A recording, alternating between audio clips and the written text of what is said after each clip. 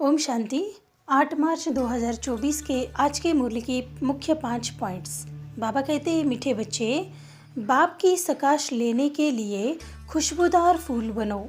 सवेरे उठकर याद में बैठ प्यार से बाबा से मीठी मीठी बातें करो। पहले शरीर याद आएगा, क्योंकि शरीर बड़ी चीज़ है ना। फिर आत्मा जो सूक्ष्म बहुत छोटी है वह याद आएगी। बाप को तो अनेक आत्माओं को याद करना पड़ता है। बाप को अनेक आत्माओं को याद करना पड़ता है। शरीर का नाम याद नहीं आता, सिर्फ रूप सामने आता है। याद करना माना सकाश देना। बाबा याद करते हैं माना सकाश देते हैं। एक दिन आएगा जबकि बच्चे योग में बहुत रहेंगे। दूसरा पॉइंट है, बाप को सब बच्चे नंबरवार याद करते हैं, लेकिन बाप उन बच्चों को याद करते हैं जो बहुत मीठे हैं, जिन्हें सर्विस के बिना और कुछ सूझता ही नहीं। जो अति प्रेम से बाप को याद करते हैं, खुशी में प्रेम के आंसू बहाते हैं। बाप की नज़र फूलों तरफ जाती है, कहने फलाने आत्मा बड़ी अच्छी है। बाबा कहते कि बाप की नज़र फूलों की तरफ जाती है, कहेंगे कि फलानी आत्मा बड़ी अच्छी है। यह आत्मा जहाँ सर्विस देखती भागती रहती है, अनेकों का कल्याण करती है, तो बाप उसे याद करते हैं। जो सर्विस करते हैं, जो हमेशा सर्विस में तत्पर रहते हैं, बाबा उनकी ओर देखता है और उनको याद भी करता है। बाप कहते हैं, कहाँ भी जाते हो बैच पड़ा हो, यानी कि हम कहीं भी जाते हैं तो हमारे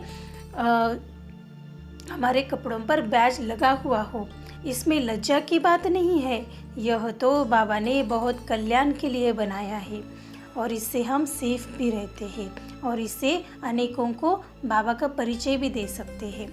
तीसरा पॉइंट है, ज्ञान से सारी सृष्टि की नॉलेज मिल जाती है। ज्ञान से सारी सृष्टि की नॉलेज मिल जाती है। विज्ञान माना तुम योग में रहते हो, जिससे तुम पावन बन जाते हो।